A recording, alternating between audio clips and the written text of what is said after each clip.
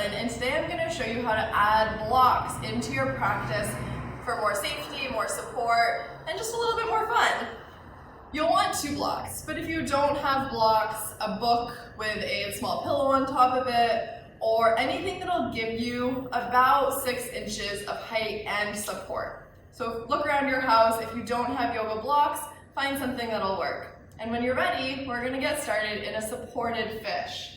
So for supported fish, you're going to take 1 block on the lower height and 1 block on the highest setting.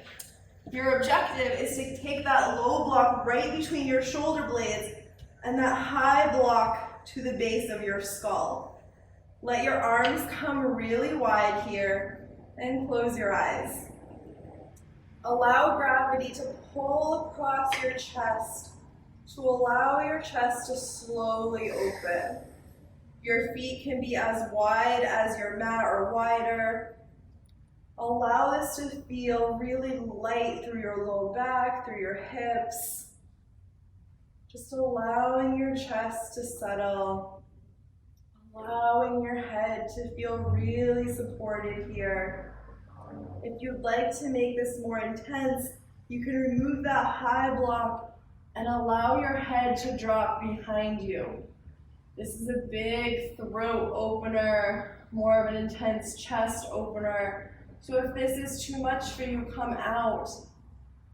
But this moves you closer to traditional fish off of the block. When you feel complete, go ahead and slowly roll up, using your hands to press you off that low block and set it to the side. Now we're going to open our triceps. For this, you're going to set your 2 blocks at about the medium height. Elbows come onto the blocks and your legs find child's pose. As you sit your hips back, bringing your elbows to the blocks, find a reverse prayer with your hands and then allow gravity to pull your head down, to maybe even pull your chest forward so that the backs of your arms, your triceps begin to really open here.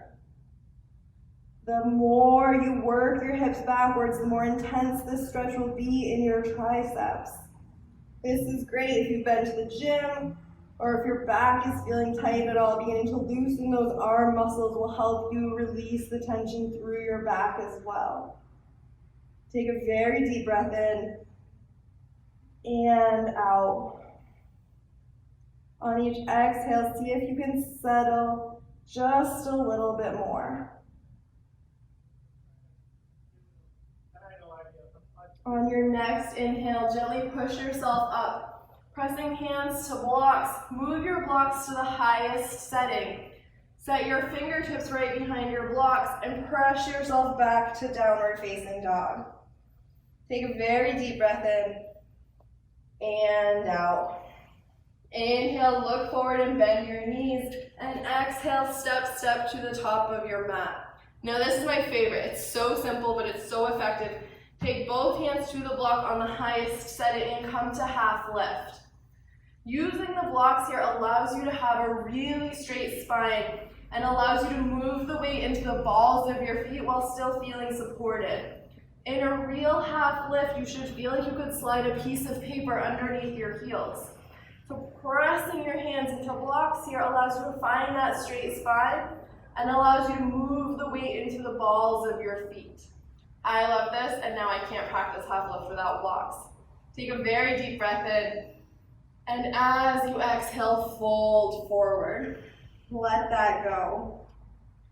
Inhale, half lift.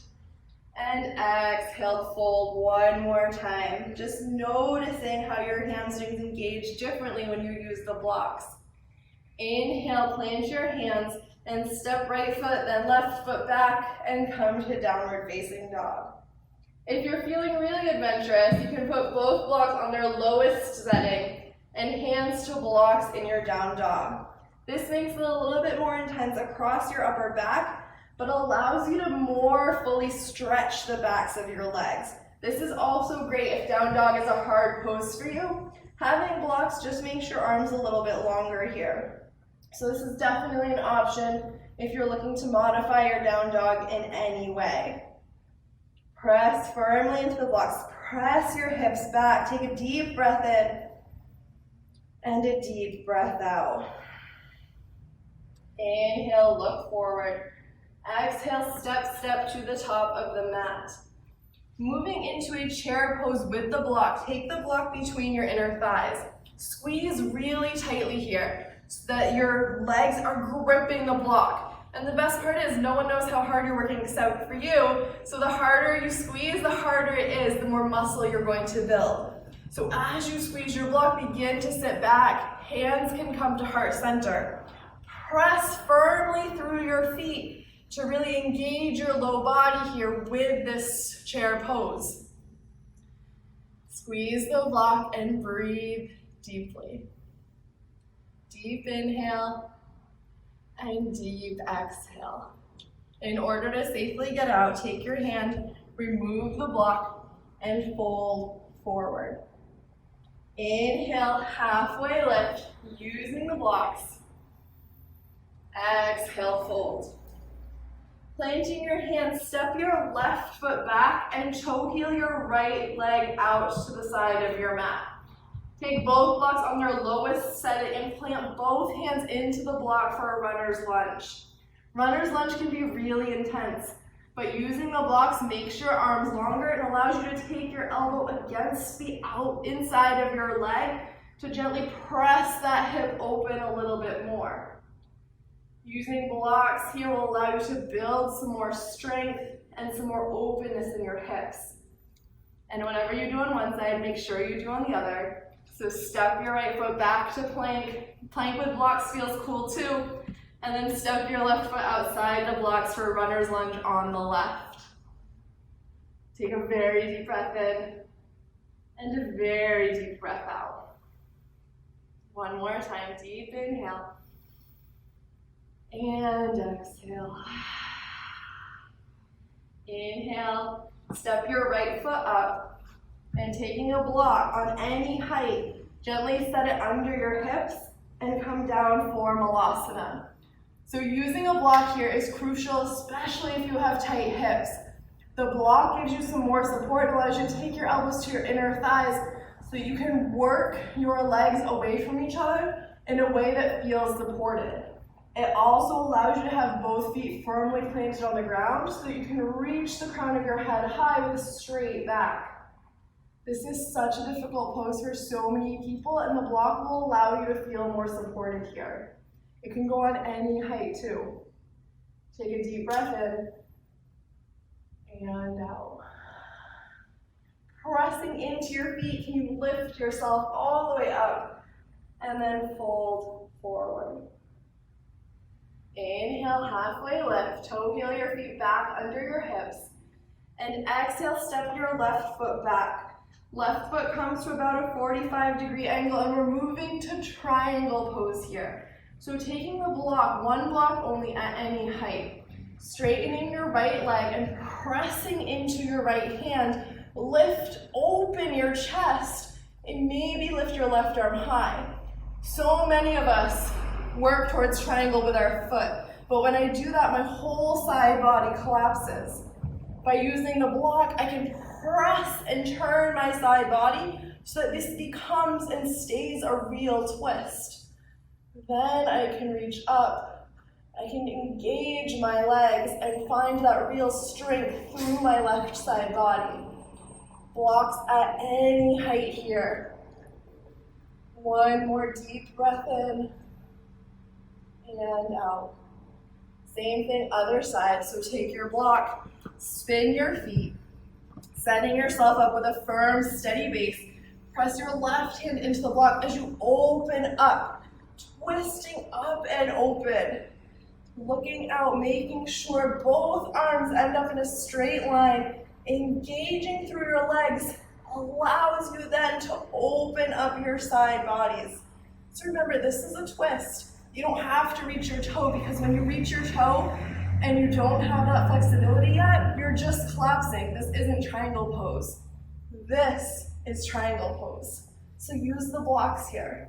Allow this to help you build a strong practice. One more deep breath. And exhale, release. Toe heel both toes so they're facing the edge of your mat. Feet are parallel to the ends of your mat, and you might want both blocks here. To stack them, put one on the low height and one on the high height, and that will allow you to work your head towards the block. You might do two on the low height, you might just do one block, but in a wide-legged forward fold, you want to connect your head to something. That signals to your nervous system that it's okay to begin to relax. So the more you use your blocks here, the more calming and restorative this pose is. Take 3 deep breaths here. Feel the support of the block underneath your head. Feel your toes reach into the mat. Feel the stretch in the back of your body. Feel your breath begin to slow. On your next inhale, gently press into your hands to lift you. This is a nice place to use blocks for a halfway lift as well. And then toe heel your feet all the way to center. You only need one block for this next pose, and that block is going to be on its lowest setting. Slowly roll all the way up. Take a very deep breath in and out. Let it go. We're going to practice tree pose on a block. This is a super fun way to advance your tree and a good way to work on your balance. Starting with your right foot on the block, start by pressing into your right leg and allowing your left leg just to hang. Engaging through your right glute, engaging your right quad, find a strong and steady right side. And then set yourself up for tree. Low tree, high tree, whatever works for you. Hands can come to heart center. And see how this changes the balance of that pose. You're welcome to stay here, to grow your branches, to maybe sway your branches, whatever works for you. This is a good way to up your tree if you're working on your balance. And remember, whatever you try on one side, let's make sure we try on the other. So stepping down carefully, step your right foot off and step your left foot onto the block. Start by firmly pressing into your left leg, engaging your quad, engaging your glute, allowing your right foot to float, and then finding your tree pose. Low tree, high tree, whatever works for you. Finding that balance. Opening up if that feels right in your body. And breathe. Maybe close your eyes if you want the ultimate balance challenge. And then as you exhale, unwind, step down off of the block and let it go. The last thing I'll show you is a good way to end, especially if you have tight hips. Sitting on the block allows your hips to be higher than your heels. This is wonderful if you have tight hips and a great way to modify any seated pose. If you don't need to go as high as a block, you can put a blanket under your hips or really anything. But wherever you end, take a moment here, close your eyes, thank yourself for giving the time and the space to practice yoga, to play with blocks. I appreciate you all. Namaste.